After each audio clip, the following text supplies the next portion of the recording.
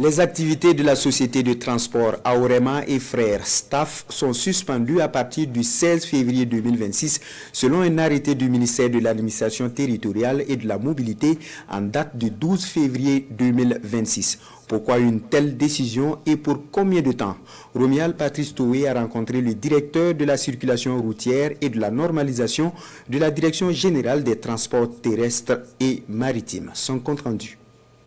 Selon cet arrêté en date du 12 février signé par Émile Zerbo, ministre en charge de la mobilité, les activités de transport routier de personnes ou de voyageurs de la société de transport en commun Staff sont temporairement suspendues à compter du 16 février prochain. L'une des raisons qui explique cette suspension est le nombre élevé des accidents où la société Staff est mise en cause. Selon les chiffres de la Direction générale des transports terrestres et maritimes de GTTM, entre 2019 et 2024, la société suspendue a causé plus de 130 accidents de circulation routière. Par exemple, de 2019 à 2024, sur 1306 accidents, et en tout cas causés par les services de transport en commun.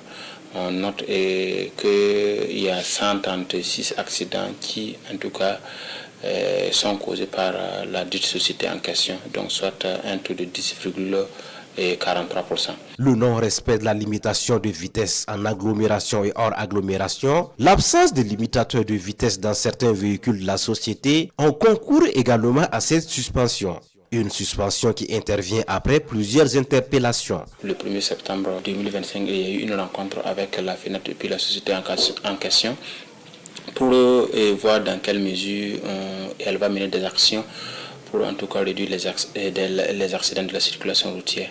Donc juste après cette rencontre du 1er septembre 2025, il y a eu en tout cas un accident qui est survenu.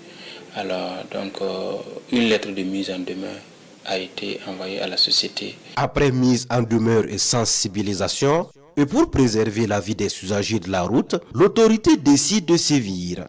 La suspension temporaire tombe ainsi. Une suspension qui ne sera levée que lorsque Staff sera en règle vis-à-vis des textes en vigueur. Les conditions de levée de suspension, il faut que la société en tout cas se mette en conformité avec la réglementation en vigueur, et notamment l'inspection technique des cars, voir si réellement les limitateurs de vitesse ont été installés.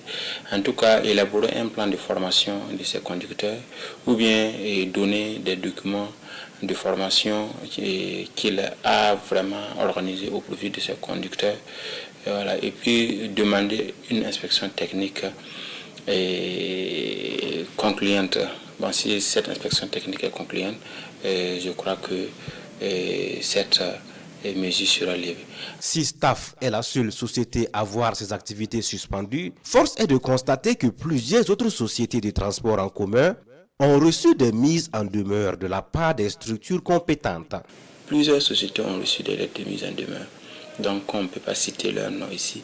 Mais si par exemple ces sociétés qui ont reçu les mises en demeure persistent dans les manquements, vous allez voir que ces sociétés vont subir le même sort que en tout cas la société actuelle.